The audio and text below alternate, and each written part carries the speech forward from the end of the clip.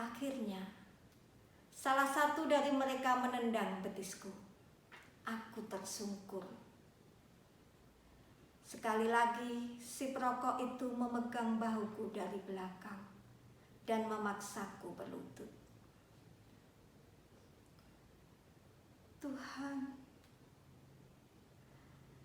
kita semakin dekat. Kau terasa semakin ingin menaungiku. Pada debur ombak yang ke-9, terdengar ledakan itu.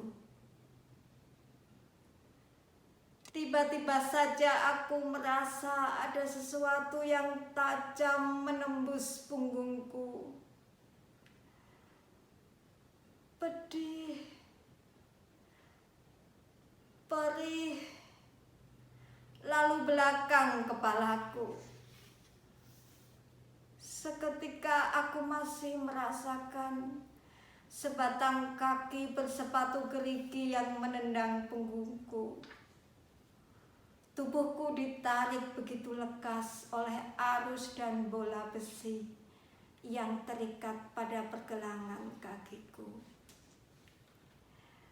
Aku melayang-layang ke dasar lautan. Aku selalu menyangka pada saat kematian tiba akan ada gempa atau gunung meletus dan daun-daun berguguran. Aku membayangkan dunia mengalami separuh kiamat. Mungkin tak sedahsyat yang digambarkan cerita para orang tua. Namun air laut akan naik dan merayap menutupi bumi.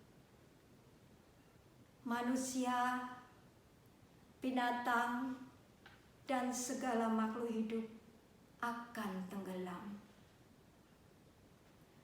Karena itu aku mengira, begitu aku tenggelam, kematianku akan menghasilkan guncangan besar atau bak Dewi Kali yang perlahan menarik nyawaku dari tubuh, seperti seuntai benang yang perlahan ditarik seperti seuntai benang yang perlahan-lahan ditarik dari sehelai kain tenun. Tenang, tapi menghasilkan rasa yang tak seimbang. Ternyata itu hanya ilusi. Kematianku tak lebih seperti saat seorang penyair menuliskan tanda titik pada akhir kalimatnya, atau seperti saat listrik mendadak mati.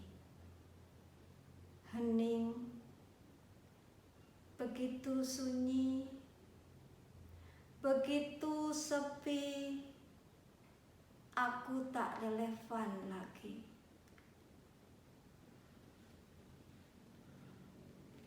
Mungkin ini hanya imajinasi, tetapi aku mendengar cericit burung. Mungkin mereka tengah merubung dan menggangsir permukaan laut, sementara aku tenggelam ke dasar laut, mengikuti sentakan besi yang memberati kaki. Burung-burung itu mencelupkan kepala ke dalam laut dan menjengukku, mengucapkan selamat jalan, sembari mencoba menjaga agar aku bisa mencapai dasar laut dengan tenang. Begitu saja, berkat doa para burung, aku sudah berada di dasar laut. Dan begitu saja, ketika aku merasa dirubung oleh ratusan ikan dara, ikan sersan mayor, lantas kepalaku berdebam keras di atas salah satu koral otak. Mereka, rombongan ikan itu, menciumku. Mungkin merasa belas kasih kepada mayat yang begitu sia-sia. Ini pasti sebuah ilusi, karena aku mendengar alunan musik, mencium aroma masakan ibu. Aku mendengar suara Kinan berdebat dengan Daniel, suara Sunu yang mencoba menengahi, suara Anjani yang halus mengusap telinga, yang kemudian tergilas oleh nyaringnya suara asmara. Itu semua perlahan menghilang, tergantikan suara langkah bapak yang perlahan-lahan menuju dapur sambil menanyakan apa yang sedang dimasak ibu.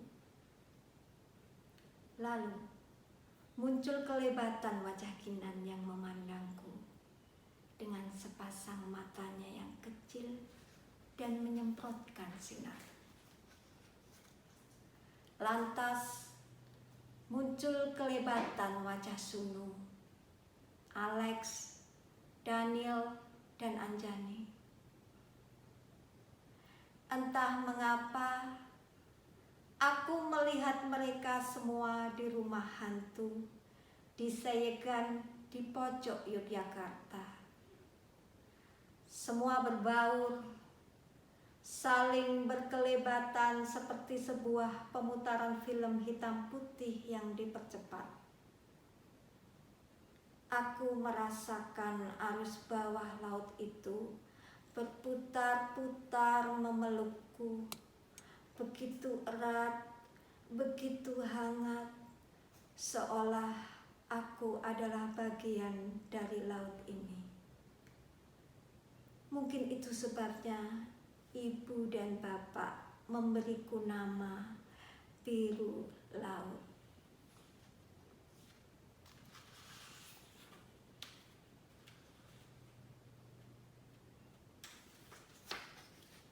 Semakin dalam, entah berapa ribu meter, aku melayang menuju dasar, dan akhirnya tubuhku berdebam melekat ke dasar laut. Di antara karang dan rumput laut, disaksikan serombongan ikan-ikan kecil yang tampaknya iba melihatku. Aku menyadari aku telah mati. Tubuhku akan berada di dasar laut ini selama-lamanya. Dan jiwaku telah melayang entah kemana. Sementara ikan-ikan biru, kuning, ungu, jingga mencium pipiku. Seekor kuda laut melayang-layang di hadapanku. Aku mendengar suara ketukan yang keras. Sebuah ketukan pada sebilah papan kayu. Bapak, Ibu, Asmara, Anjani, dan kawan-kawan